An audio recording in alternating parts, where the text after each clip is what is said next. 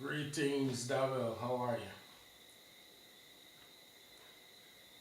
you? GG Goat Galore. Welcome. Good evening, folks.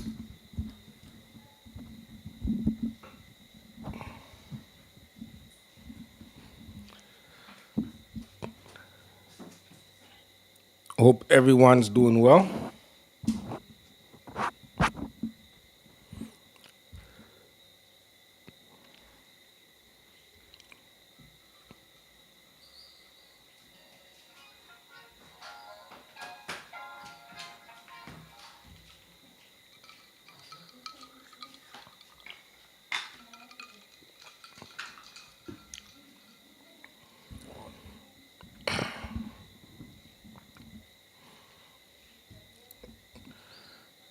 Who else is here? Anyone else here? Just drop your name and where you at so we can give you a shout out.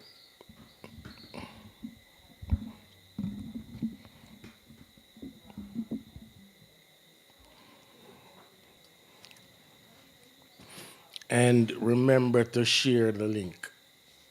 Share the link with your friends and family and whoever you think may get some value out of this. Remember to just share. Sharing is caring.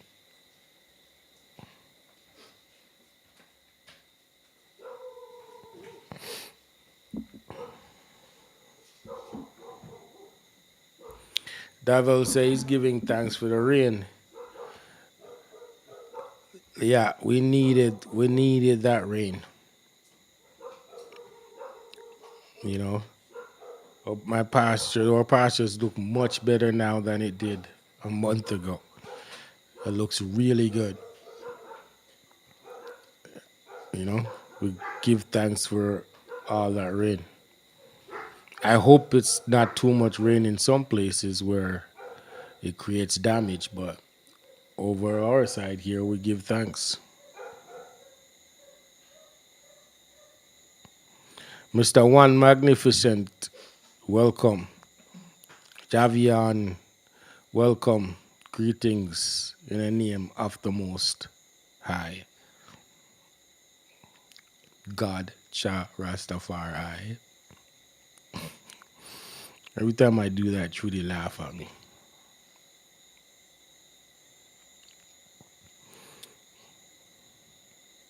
Um,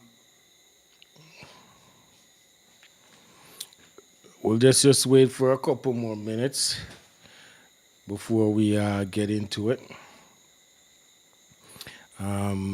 If there's any hot topics you guys want me to address off the top, put it in the comments and I'll give my 2 cents before we get into tonight's agenda. There's always some hot topic going on, so you never know. I'll just give my 2 cents, not much. I can't afford much more.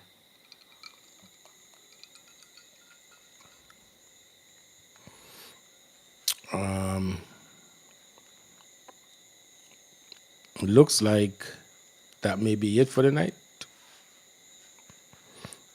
Let's give it a couple more minutes. Tonight, we're gonna have a debate between myself and Khalil Brown on native versus hybrid for meat production. If you guys remember, a few weeks ago, Khalil put out a post about native goats and the advantages of using native goat in a meat production. And I had my little, what do you call it, counter argument to it. So I figured tonight I'll bring him on and he and I can have a debate and a back and forth on it and have some fun. I don't know, and it's not a right or wrong or a native or hybrid, but we're just gonna put out the advantages and disadvantages, and people can choose what they want. But I think it would be a fun debate between myself and Khalil. We always have great conversations on iGoat chat and even when he visits the farm. So this should be fun.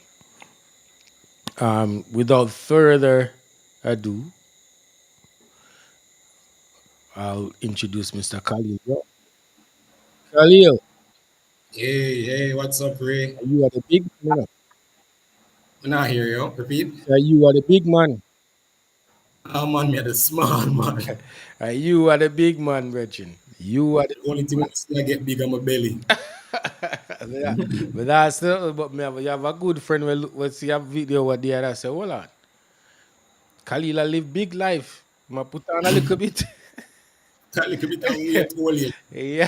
Prepare for the old age. Yeah, you know, back in the day when them say big belly man I carry this thing, big belly man have money. You notice when you get from you take on big job, face I get little puffy, me nose and then the feed you eat. And the feet, you have to taste the feet to make You sure know, say you it good. feed. It's a lack of exercise, man. No longer in the field. Yeah. Not one, one Nobody more. sees you around anymore. Yeah. You know. In time, I have to kind of settle in right, make sure I have everything under control Yeah, before we can. it's been a while since Yeah, a I've couple seen you come around. January. January Yeah, was the last time you come here? yeah, I think so. Wow. That was the last time I was actually in, like a couple days after I Through this leave year from April. Through this year April. I think April of this year. yeah, I think right before the the grazing thing because you drop off a package Oh from yeah. I yeah. mean, I was making reference to say boy like doing work in the field. Oh, in the field? Nah. Yeah, I like haven't seen January. have you haven't come here on work thing for a while. Yeah, You've been yeah. locked up in your air conditioned office and your cushion high back chair. You know those office chairs? I know, right? Yeah. Office too. Yeah. All right. Well, it's good to see you. Welcome back to iGo Chat. You're a Yeah. pioneer of iGo Chat. I think you're the first guest, the I real remember that. first guest. Yeah, Yep. yeah, That yeah. I remember that. Yeah, I remember that. Yeah. So I remember that sitting down inside the kitchen and saying, "Hey, what we going to do?" And you're like, "Hey, I'm going to do some streaming." I'm like, I'm going to do some vlogs. yeah, I remember that. Yep. That's it. Yeah, that was it. Yep. That was it. That's how everything That's where started. everything started. There, right here, in this kitchen. This kitchen is Yeah, come up that with was it. some great ideas, and you've been a part of a lot of them. We've had some robust discussions right here at this table. All right. So since you're the guest and you're so, you know, distinguished in the sector, I'm gonna let you tell the people why you think native goats has an advantage in meat production. Okay. All right, we can start there, I Yeah. guess. So I guess this is our starting arguments, guys. Yep. Um, what I want to put out there is that I like this term, adaptive genetics. And for me, a lot of people don't pay attention to adaptive genetics because we're always thinking about moving forward with production. So yes, we get this natural genetics given by Mother Nature, and we try to fine tune it, we domesticate it to how we want it. But at the end of the day, we forget that the foundation came from those adaptive genetics. And that's what I think the native goat represent. A genetic pool that we can't pay for. A genetic pool that is underutilized and not garnered in the right way to show how is it that this advantage of mother nature, the advantage mother nature give us is we should use it to our best. So I'm not here to bash the hybrid goat. I'm saying that there should be a combination, or there should be, just like in the Bible with Jacob, where they're saying either the spotted calf or the spotted sheep or something like that. And he learned how to breed those spotted sheep. And then the day he walk away with all of the guys them herd. It's something very similar. I think Jamaica should take us. We should use that native animal to build our foundation and to create that perfect meat goat, and not look to the hybrid animals that come from overseas alone as the standalone production animal. So even before we had this conversation, I was looking at a paper. And there's a little data on the native goat. A paper written by David Millan. and the late Derek Vermont, and they did some characterization of the native goat. And in the conclusion, and I would start with the conclusion. The conclusion is that yes, this native goat body frame is smaller, but we cannot throw away the advantage of what that genetic pool has created for us, where you have a low production animal that can still produce the product that we want, which is meat. So that is my starting argument for your Okay. All right. Okay. You make some solid points, but one number one thing that I'll rebut is once you start adding stuff, adding genetics to the native goat, it's not a native anymore. All right, I would kind of disagree with that. It I is. get what you're It saying. ain't, man. It's a I get local. what you're saying. It's a When you local. look at It's a local when, hybrid. If you intentionally inject yes, um a Boer or Nubian or Kiko or whatever genetic in your native herd, then it's no longer a native. The offspring is no longer a native animal.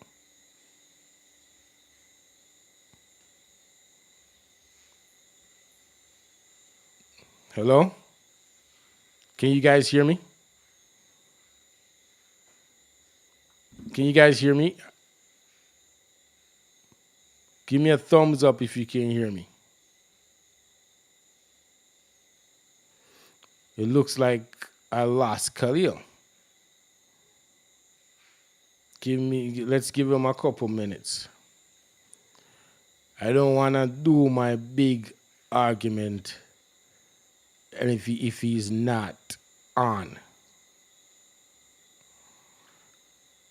let's give him a minute to come back in the fold.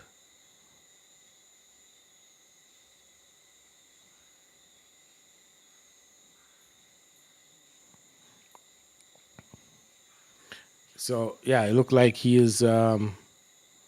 may be having some internet issues.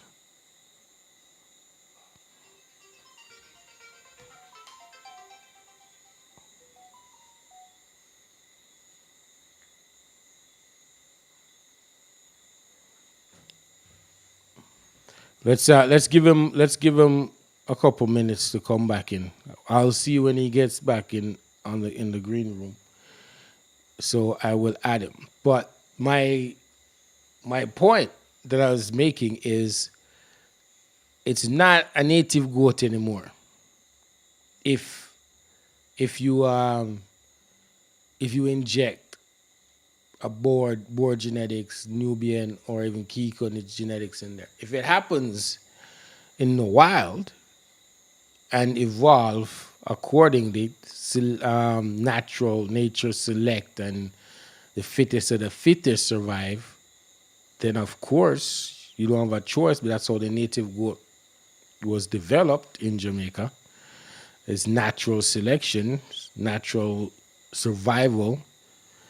But if you have a herd and put inject the other genetics in there, then it's not a native anymore. It's a hybrid. It is not a native animal anymore, and that is my position right off the top with that. So I will wait until he gets back.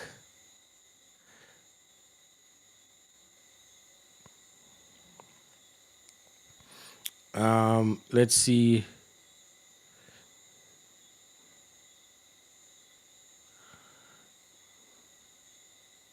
And he spoke of the documentation that he read. I have that documentation, and we're gonna talk. We're gonna go through it tonight.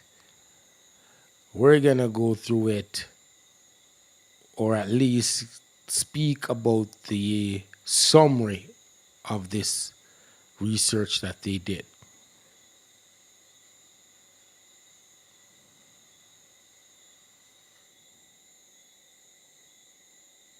The number one thing is the hardiness of the native goat. The hardiness. However, the growth rate, meat to bone ratio, is a disadvantage, a major disadvantage. Let me see what happened with Khalid. Most likely his phone's dead or something.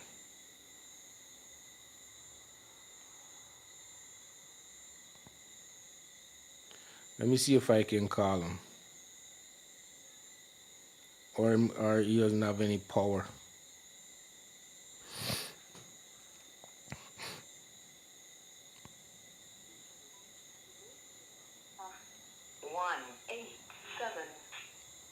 No response.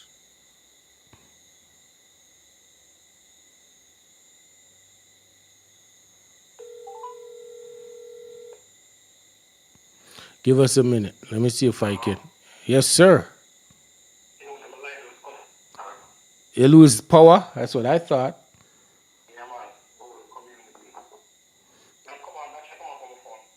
You try get on your phone.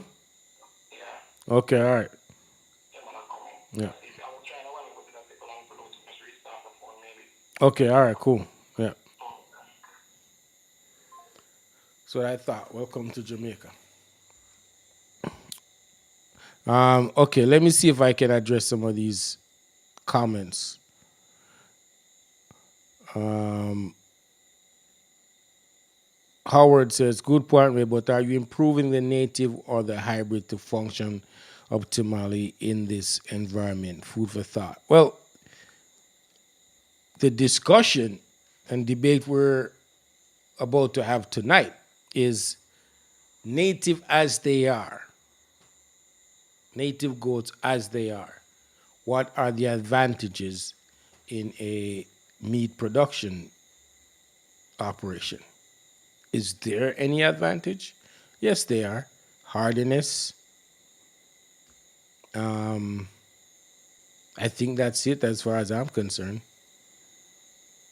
Hardiness is a broad term because hardiness mean they can survive in the environment.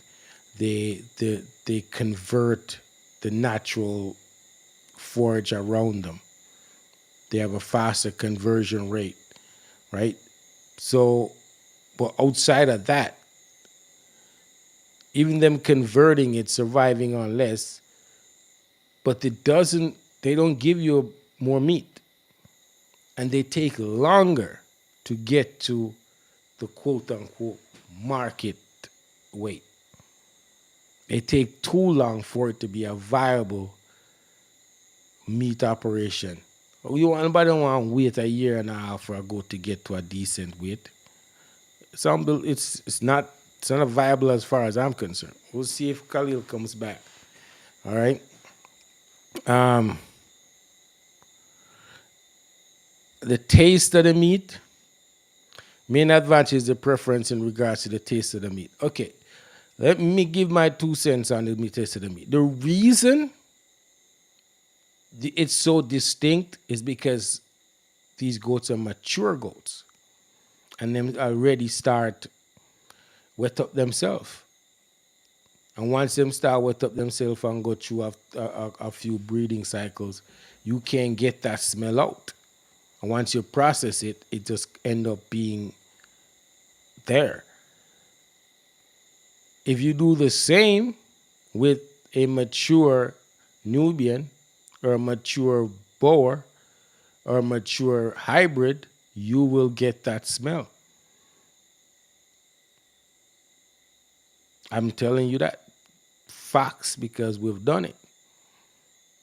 We have done it. The reason that smell is there is because it's a mature animal that's wetting up himself. So Davil, let's see what Davil says. It's a long message. I do believe the native goats should be preserved as they have great advantages. For example, they are hardier and they do show non-seasonal breeding characteristics. They have survived under extreme harsh conditions if the native goat is a mix with any other.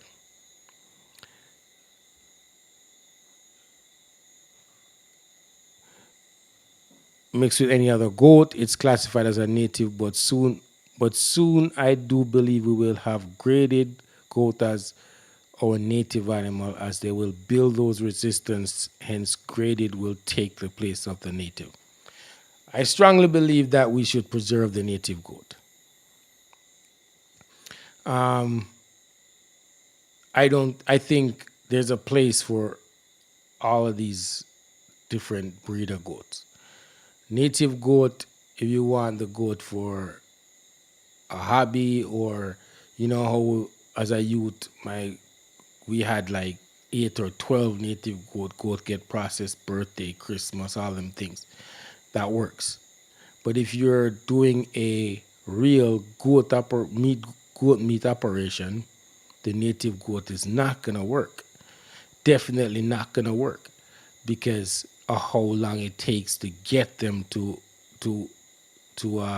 market weight with the same input that you would put in for a hybrid animal. And hybrid mean mix, graded animal.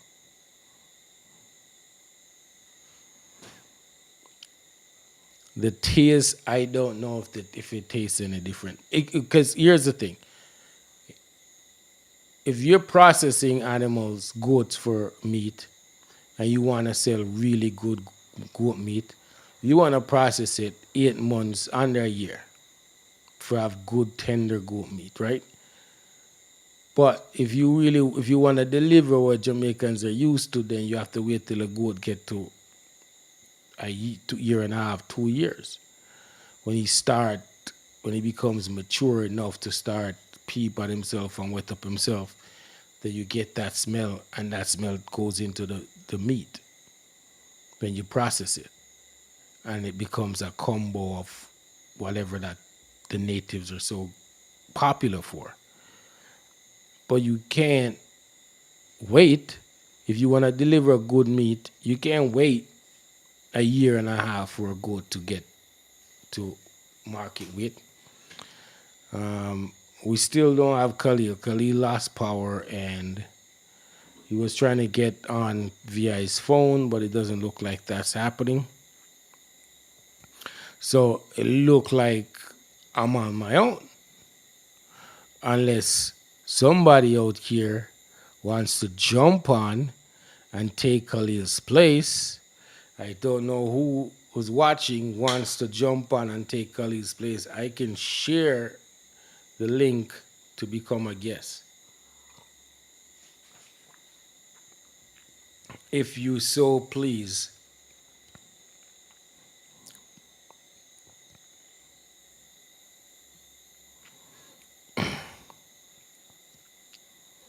JP is saying that not really the quality is different. Meat is more dense or compact, with others tend to be beef like. Here's Khalil. Yes, sir. We're not even 8 hours. All Yeah, right. that's me.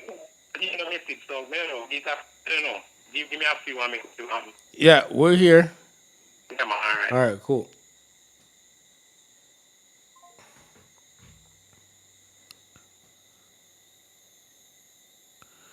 Um, yeah, I don't know if you guys agree with JP, then chime in and let us know. But from my experience, I really don't see the difference. We've processed native, we've processed Nubian, we've processed Boer, we've processed a lot of graded, and really and truly at that 8 month, 9 month, under a year thing, I don't think we can tell the difference. Once you get mature, though, you can tell the difference, because the mature goat, as I said, start wet up themselves.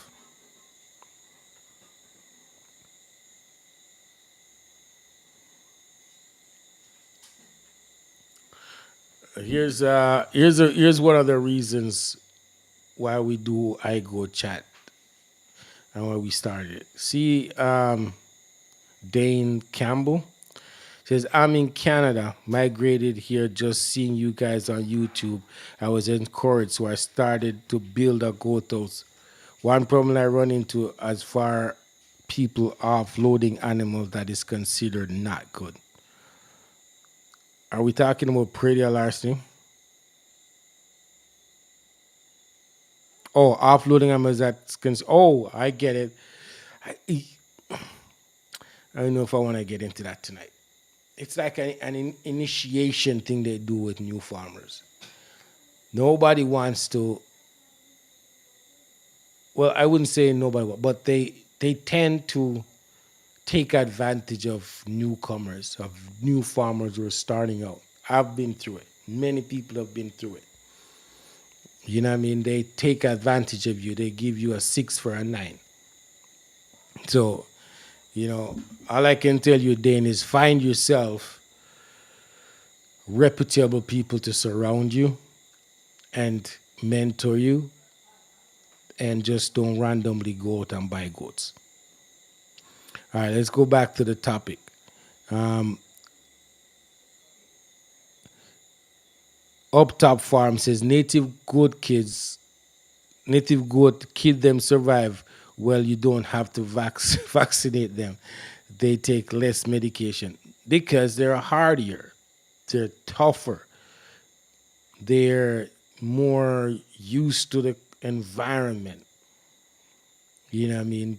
They they they can handle like worm load. They can handle that better than the hybrid or the exotic goats. But the question is not how hardy they are. We know how hardy they are. The question is, do they really work for a meat production operation? Is it viable?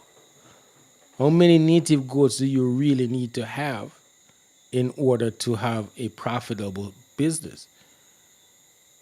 Knowing how slow they grow, knowing that when you process when you process a goat that address meat, you're getting more bone than meat, or sometimes more belly than meat. If a native goat weigh, we've had that experience. Native goat weigh 90 pounds or whatever, and we barely get 40 pounds of meat. Head big and heavy, foot heavy, belly big and heavy. It doesn't make sense. It is counterproductive. That's just my experience. And there is data, and there's a standard by which you have to go by when it comes to what you call the dress. When you process the animal and the dress meat, how much, what's the ratio? And if you can't get more meat out of the total body weight, live weight, then it doesn't make sense.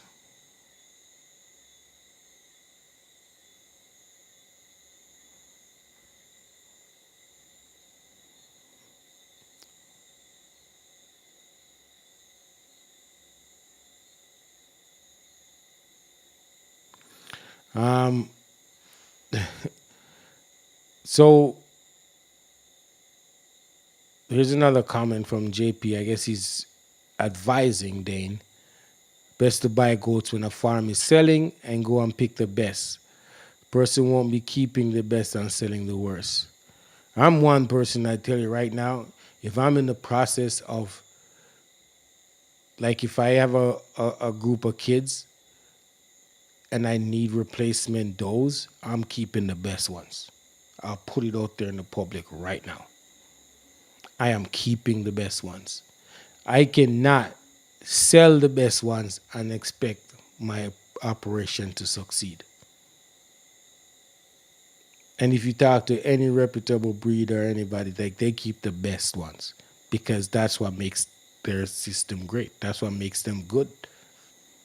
That's what makes them a top breeder. They select and keep the best replacement dose or replacement buck.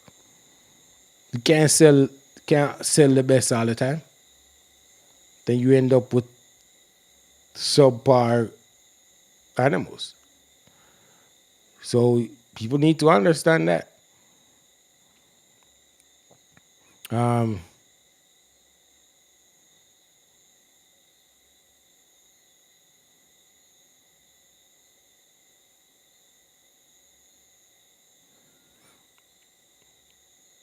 yes, Mr. Magnificent.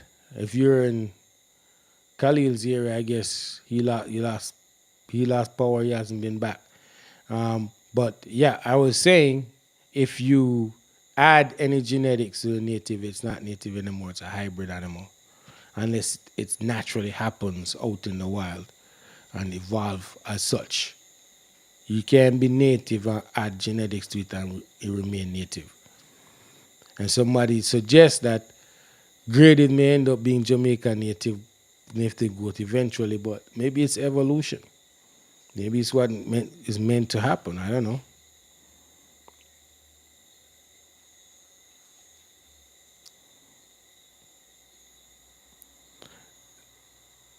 Javian says, how you raise goats can either make them stronger or soft.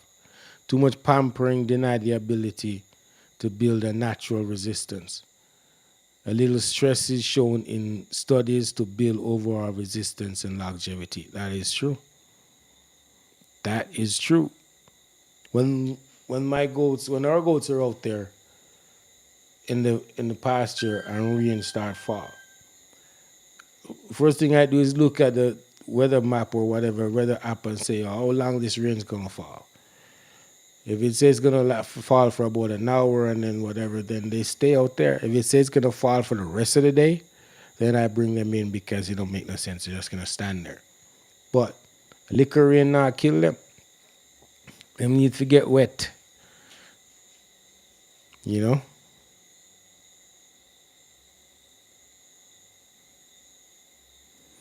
So here Anthony says, keeping the best and selling the rest is the only way to improve.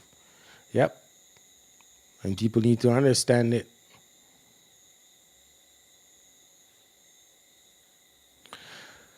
Good question, oddly. At what age does one decide his mature ram belongs in the slaughterhouse? Well, here is when he's done his job, when he's exhaust his presence on the farm. That means if we continue to use him, he may be, start working his sister or his, all that, his kids, all that. No.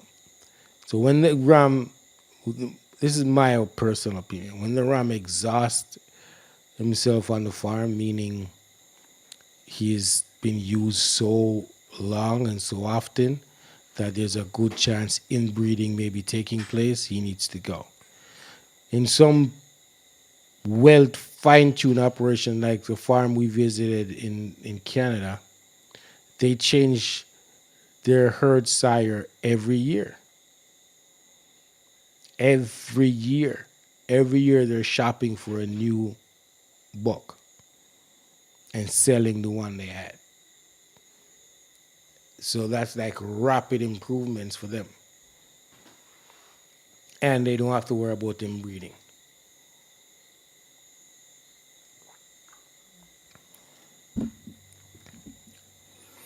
I will say it seems the whole St. Catherine is out of power.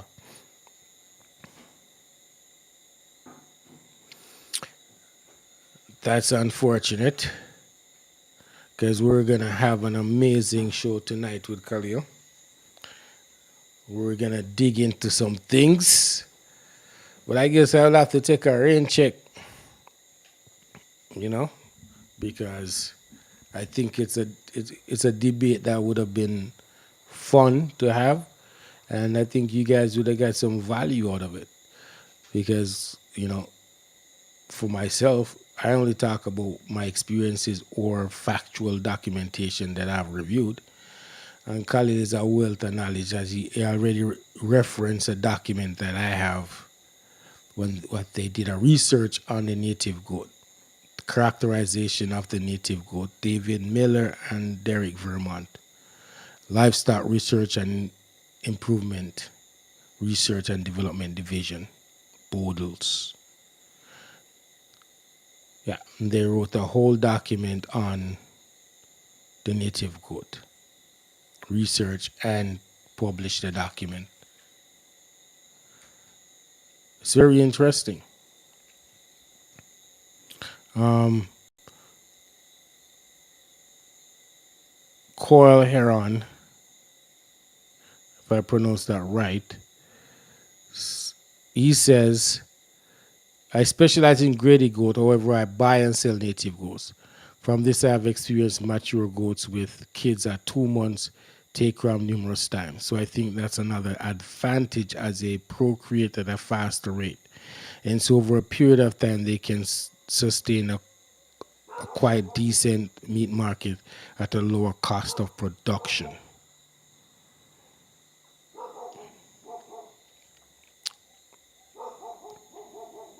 Um, that's a good point. I don't know. I don't know about the practice of goats getting getting pregnant after 2 months, but the native goats them seem to do it in an open herd situation. It happens, right? My only issue is how long it takes them to get to market.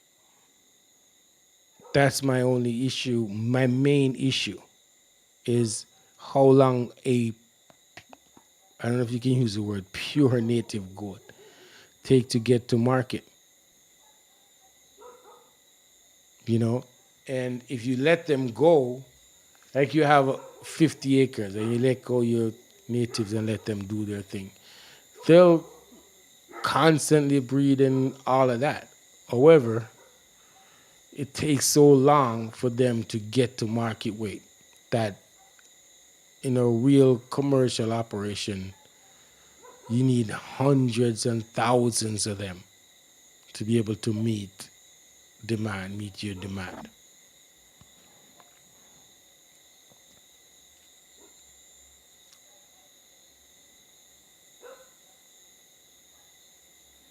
Um,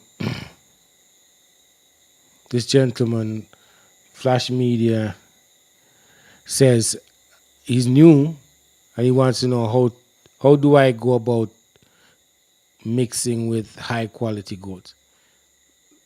Go go buy yourself a full blood Boer or purebred Nubian or a highly graded hybrid animal buck and let him work your herd.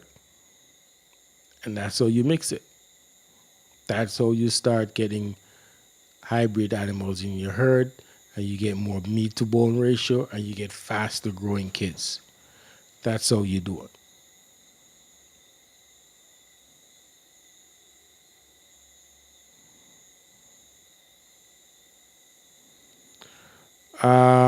The document.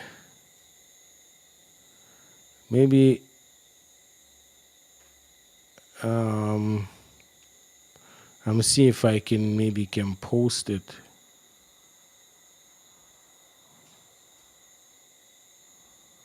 Maybe I can figure out how to post it in iGoat chat on the Facebook page or something.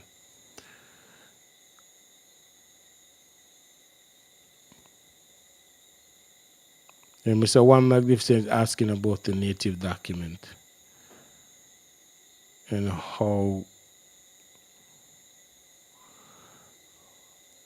Let me see if I can figure out how to post it.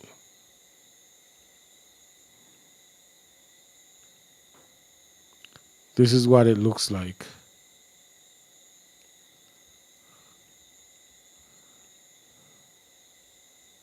Let's start at the top. Tell me if you guys can see it.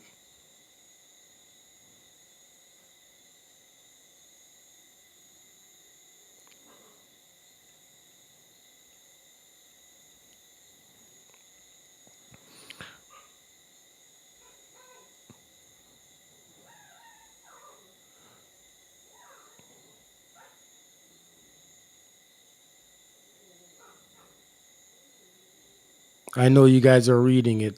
If you're reading it, let me know if you're reading it.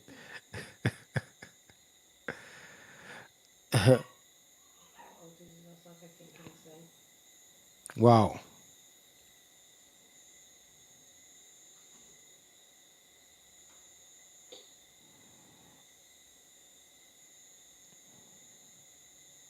If you're on a phone, you're not gonna be able to read this. So you're on a laptop or something, then you'll be able to read it. But this is what the document is, and I'll give you the end where that Khalil referenced when he was on. Um, right here where it says conclusion.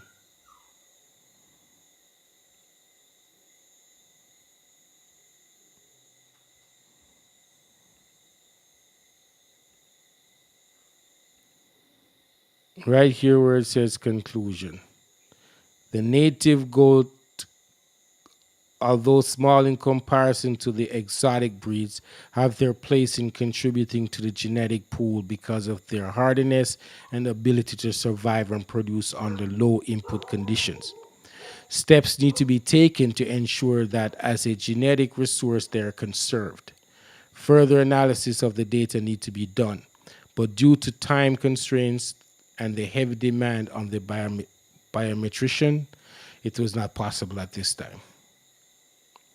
So I guess they need wanted to do more research on it, but resources run out, whether it's time and money or something.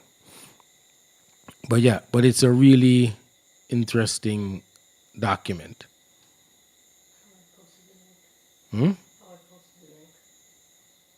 Who? Oh, somebody posted a link to it? Great.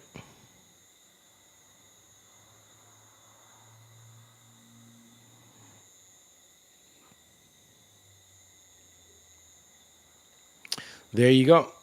So you guys can go to that link and download the document, or I'm sure it can be downloaded, and you will find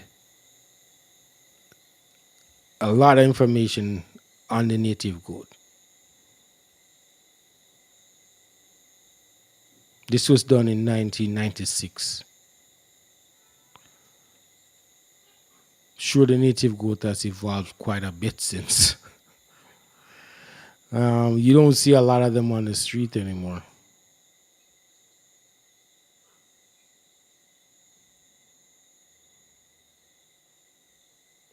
Um, so, any other questions since we can't get into this debate? Doesn't make sense. I keep talking about it without a rebuttal from Khalil. So, if you have any other questions or any odd topics that you want me to address, let's dig in and get it out, or I will call it a early night and you know find something to do entertaining. I'm sure that Trudy can entertain me.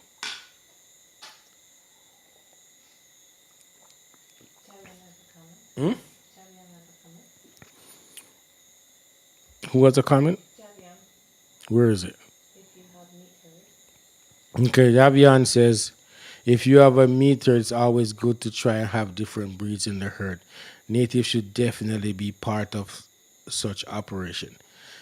My opinion is in Jamaica, if you're doing a meat operation,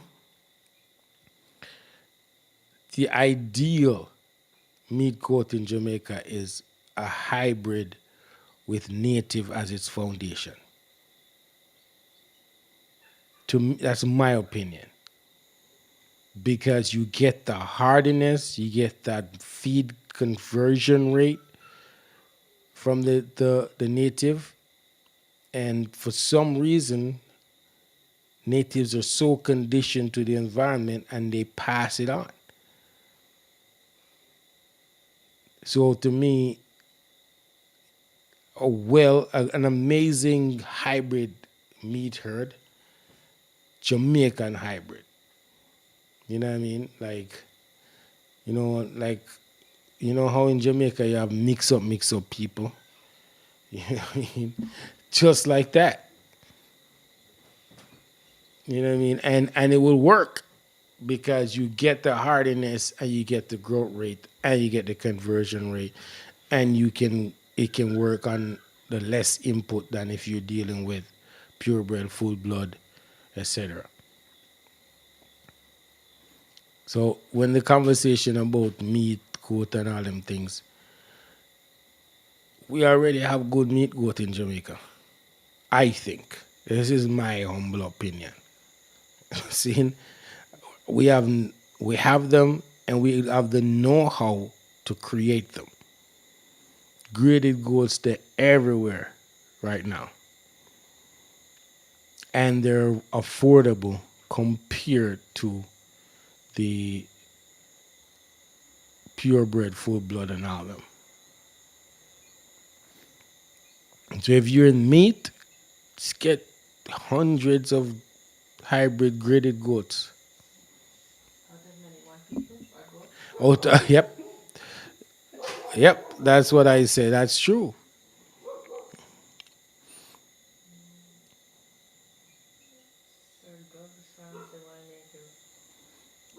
Well, um, Khalil was gonna give you the advantages of using native in your meat production. However, you know, JPS will give you a fight. So he lost power, and apparently it's St. Catherine, Kingston affected. So we can't we have no control over that. So I think what we'll do is we'll reschedule that debate, and it should be more entertaining the next time around. I'm gonna draw from way more Pankaliel. Don't tell him I said that. Um, Sir Joke said they only have hardiness. Growth rate is zero. Bam! That's what I'm talking about. That's what I'm talking about.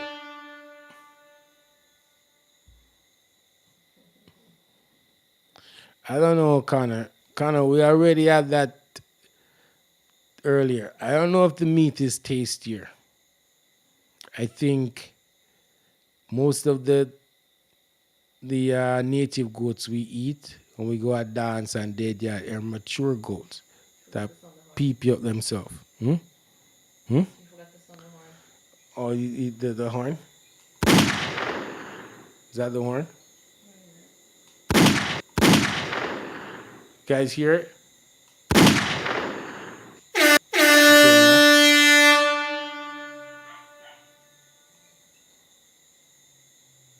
Hmm?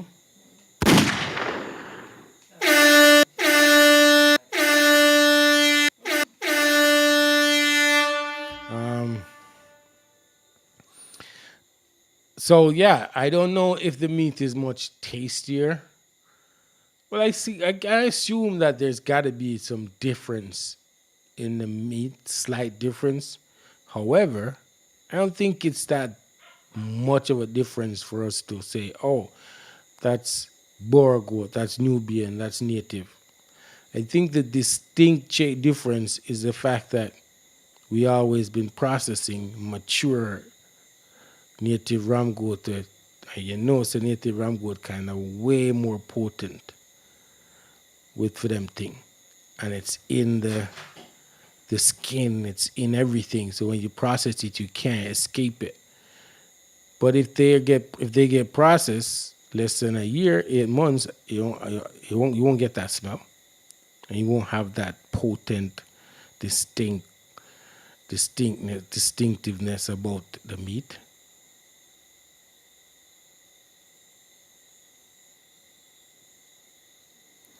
Um, Here's a good question.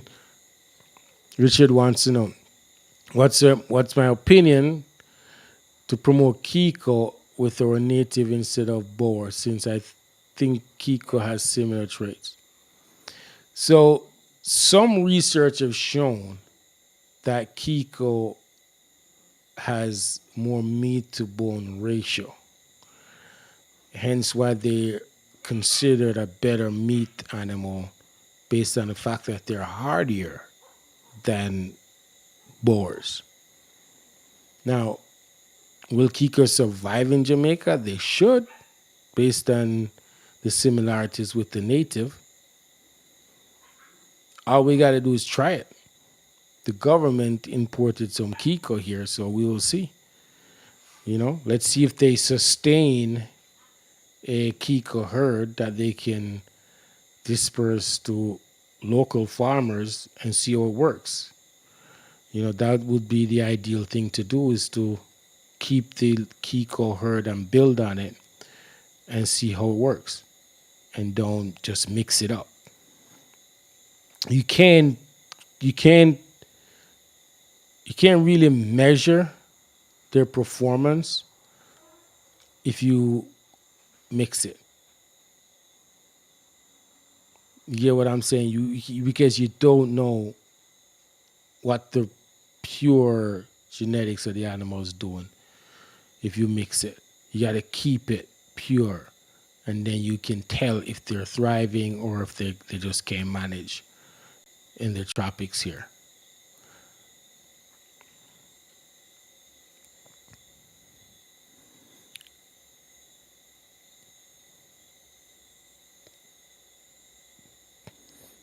Well, that's not true, Sir Jokes. He says any animal that can become hard. It's just the way how you grow them. I remember you do select breeding, calling it. Well, if the animal is not naturally from the tropics, then they will have a hard time adjusting in the tropics.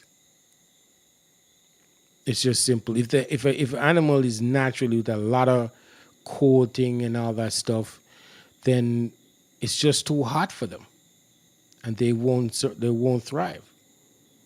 So that statement in theory sounds right, good. But if they're naturally not from the tropics, if they got too much hair on their body, if they're, then they won't. They just won't survive. Davian has another comment. Here's one way to use a native. Push a Nubian strain buck through a few females. If you get females offspring, then you use them as a replacement doling. They should have some amount of length, height. Then use a nice graded boar buck on these offsprings. Build up a meat operation is a process.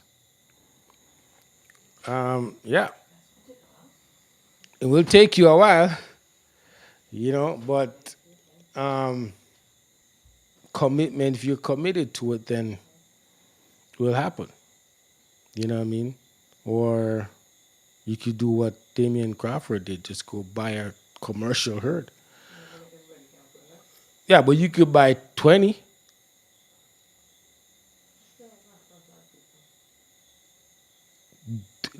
graded animals. Yeah, 20 graded animals instead of waiting to get there. If you follow what Javian says, right? That's a 3 or 4 year process. Well, you could just go buy some graded animals.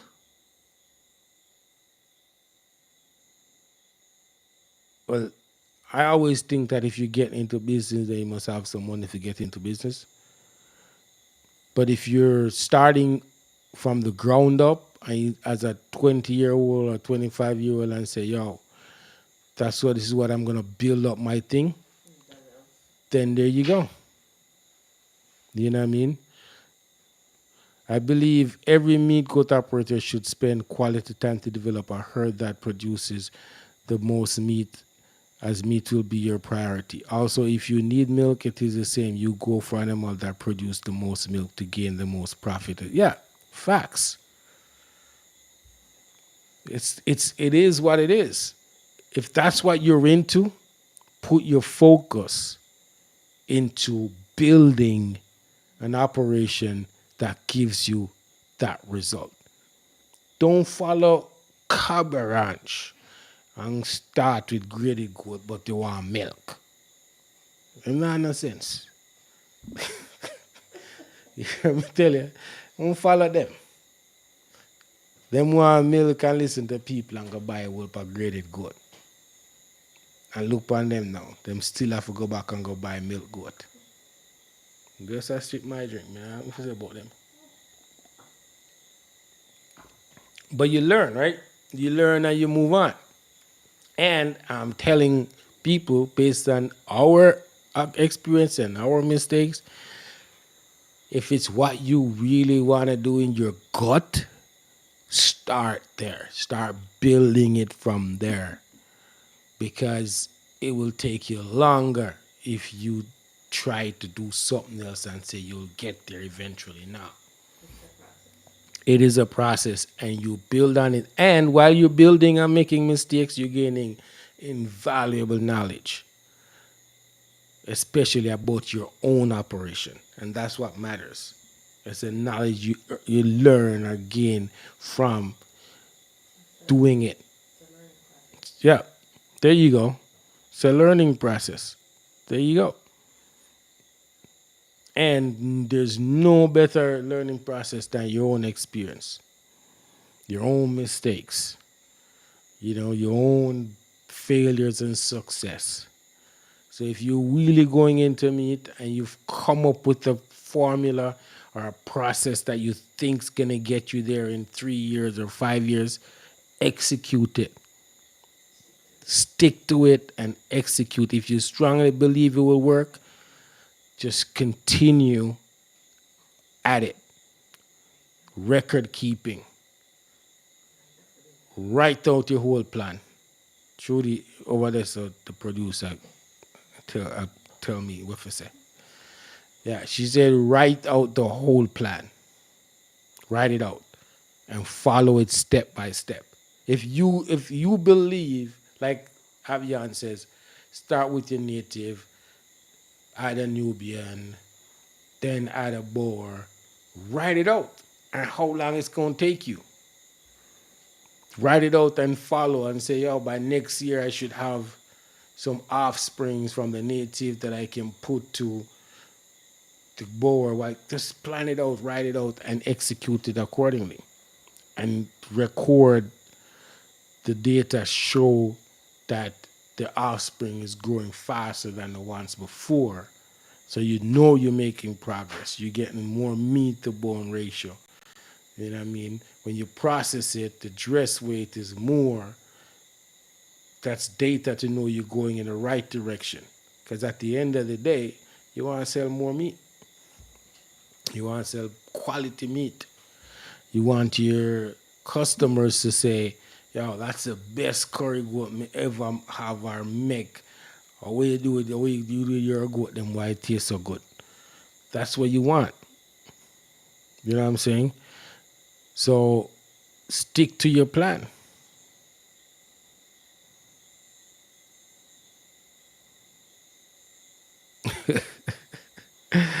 That will say, put your money where your mouth is until milk start flowing. If the funding is not available, always start what you have for sure. Exactly. Can't even say it better, Davil.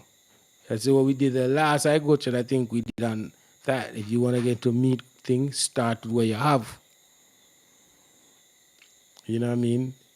If you have the resources that can go buy a bunch of goats, sure. But if you have 5 goats, write out a plan on how you plan to multiply them. Write it out. What is the plan? How you plan to do it? Because that means you have to retain a lot of offsprings to grow. But remember, offsprings are money. So what that really means is you're investing back in the business.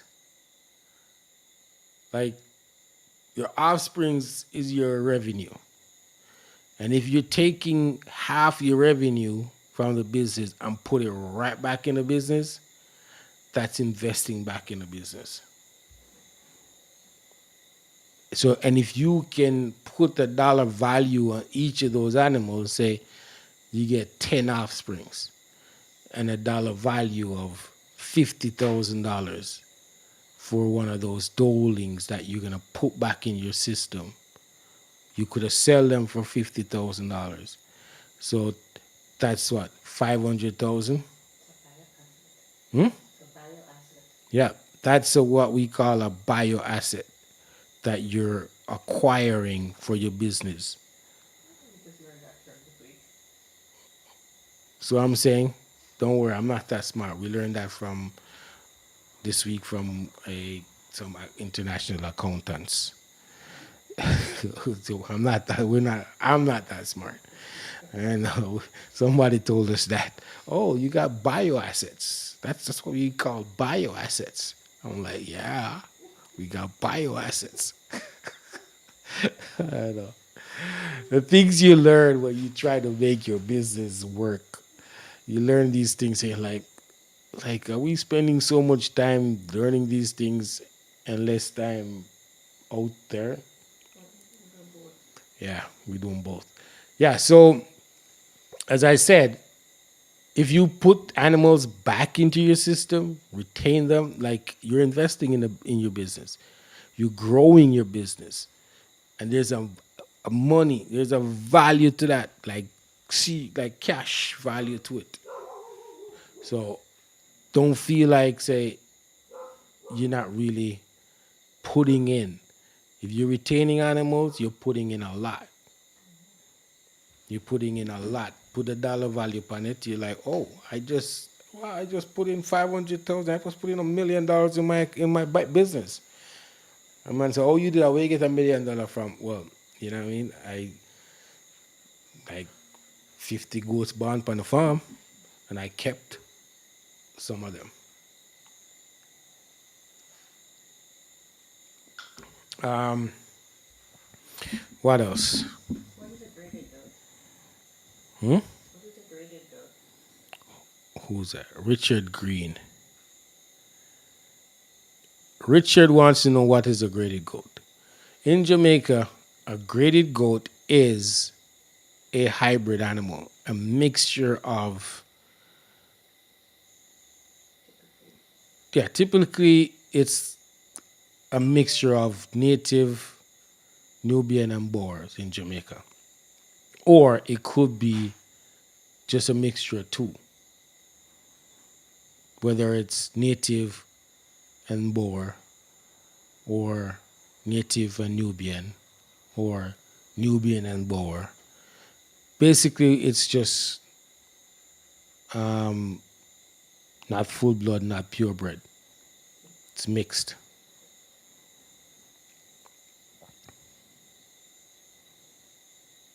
Um, any other questions or comments that we should address and talk about? If you don't have anything else,